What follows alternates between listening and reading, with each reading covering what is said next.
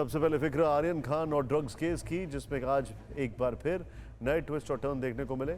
आज अदालत से लेकर सियासी गलियारों तक एक बार फिर नए आरोपों, नए दावों और दलीलों की सरगर्मी रही है। सब कुछ हुआ, लेकिन आज भी आर्यन खान को बेल नहीं मिल पाई है। बॉम्बे हाई कोर्ट में आर्यन खान की जमानत पर सुनवाई हुई, लेकिन उस पर फैसला नहीं हुआ और अब कल भी उनकी बेल पर सुनवाई होगी। इस बीच मुंबई एनसीपी के जोनल डायरेक्टर समीर वानखेड़े पर जांच की आंच तेज बढ़ गई है। बताया जा रहा है कि कल मुंबई में उनसे पूछताछ शुरू हो सकती है। आज समीर वानखेड़े पर महाराष्ट्र के मिनिस्टर नवाब मलिक के आरोपों की नई किस्त भी आई। नवाब मलिक ने एनसीबी एक अज्ञात अफसर का हवाला देते हुए 26 आरोपों वाली एक चिट्ठी जारी की और इस वार का पलटवार करने के लिए समीर वानखेड़े का पूरा परिवार मैदान में उतर गया। अब कल एक और आर्यन खान की जमानत पर फैसला आ सकता है, तो दूसरी ओर समीर वानखेड़े से पूछताछ शुरू हो सकी। लेकिन ड्रग्स का एक केस जिसमें चंद रोज पहले तक main focus superstar Shahrukh Khan का बेटा आर्यन खान था, हाई प्रोफाइल नेटवर्क था, उसका फोकस अब शिफ्ट होकर एनसीपी ऑफिसर समीर वानखेड़े पर आ गया। आर्यन खान को पकड़ने वाले समीर वानखेड़े के पद पर आंच आ गई है। पूरे केस की दिशा बदल सी गई है।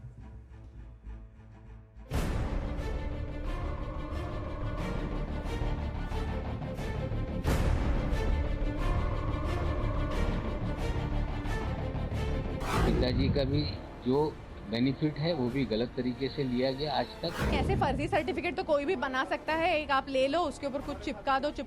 आज तक जितनी सैलरी उन्होंने ली है वो भी उन्हें वापस करना पड़ेगा। रेडी टू फेस एनीथिंग, जो है हेडक्वार्टर्स या जो कोई भी, हम रेडी टू फेस एनीथिंग। मेरा इस डील से कुछ लेना देना नहीं था। जिसने वो खत लिखा है सामने आए और बेधड़क तरीके से कंप्लेंट करे। ये रियल लाइफ में बिल्कुल रियल लाइफ जैसे उस कहानी की झलक थी जिसकी शुरुआत 2 अक्टूबर को हुई थी। मुंबई के पास बीच समंदर में क्रूज पर हो रही ड्रग्स की पार्टी पर छापा पड़ा और शाहरुख खान के बेटे आर्यन खान समेत कई लोग पकड़े गए। कहानी के सेंटर में एक सुपरस्टार का बेटा आया और पूरा केस फिल्मी ट्विस्ट एंड टर्न से भर गया।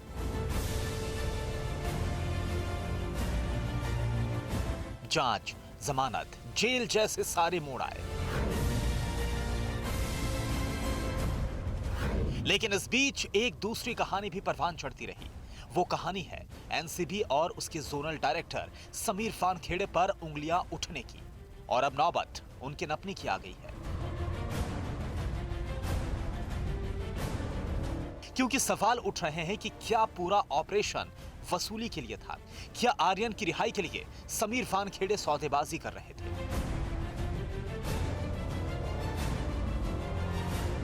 ये वो सवाल है जिनके बाद सिर्फ समीर वानखेड़े नहीं बल्कि एनसीबी कटघरे में आ चुकी है।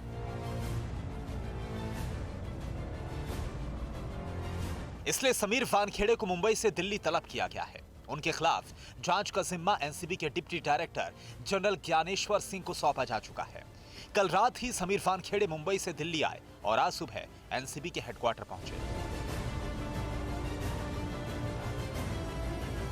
अब जांच की सांच से समीर वानखेड़े बचेंगे या न बचेंगे, इस बारे में अभी कुछ भी नहीं कहा जा सकता है, क्योंकि किसी सस्पेंस थ्रिलर फिल्म की तरह कब और कौन सा ट्विस्ट आ जाए कोई नहीं जानता।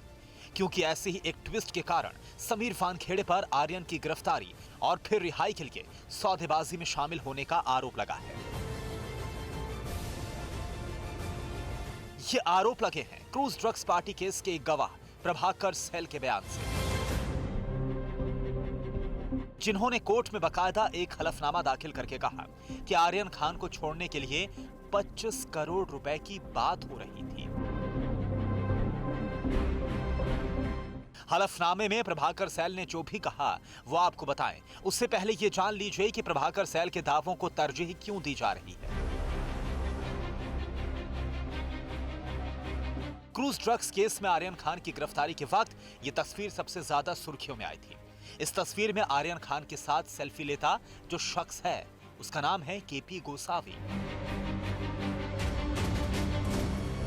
खुद को प्राइवेट डिटेक्टिव बताने वाला गोसावी इस केस में एनसीबी का गवाह है और प्रभाकर सैल इसी गोसावी का बॉडीगार्ड है। प्रभाकर के मुताबिक आर्यन की आजादी के बदले होने वाली डील में गोसावी सबसे अहम किरदार है।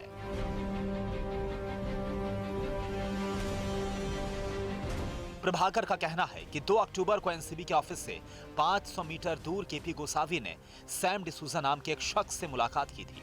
दोनों के बीच करीब 5 मिनट की बात हुई थी। इसके बाद दोनों एनसीबी ऑफिस के पास फिर मिले। इसके बाद सैम डिसूजा हमारे पीछे अपनी कार से आए।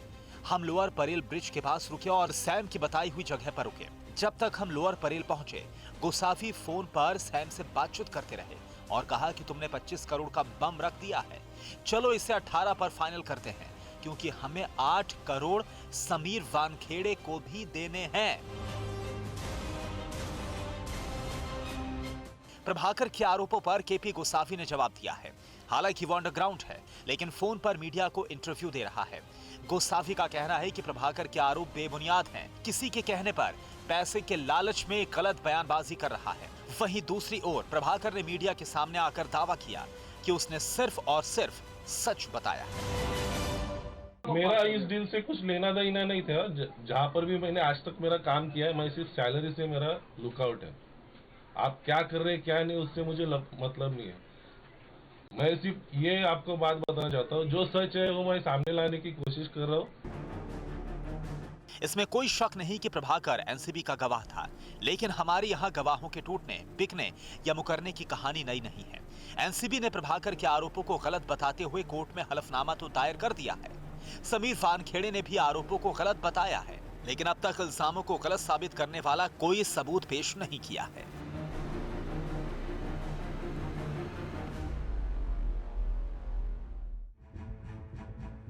समीर वानखेड़े एनसीबी के मुंबई जोन के डायरेक्टर हैं, एक तेज तर्रार अफसर जो इस वक्त सवालों के घेरे में न सिर्फ वो कटघरे में खड़े हैं, बल्कि पूरे एनसीबी पर उंगलियां उठ रही हैं।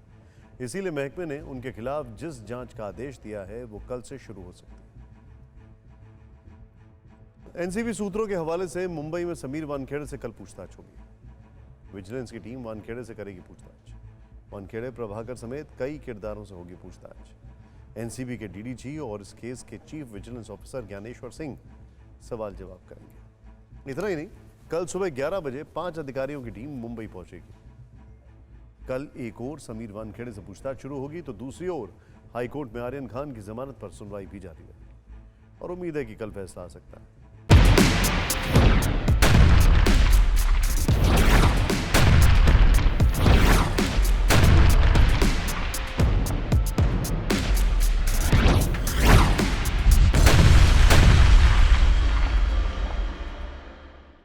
परवाह देश की, सोमवार से शुक्रवार रात 10 बजे TV9 भारतवर्ष पर।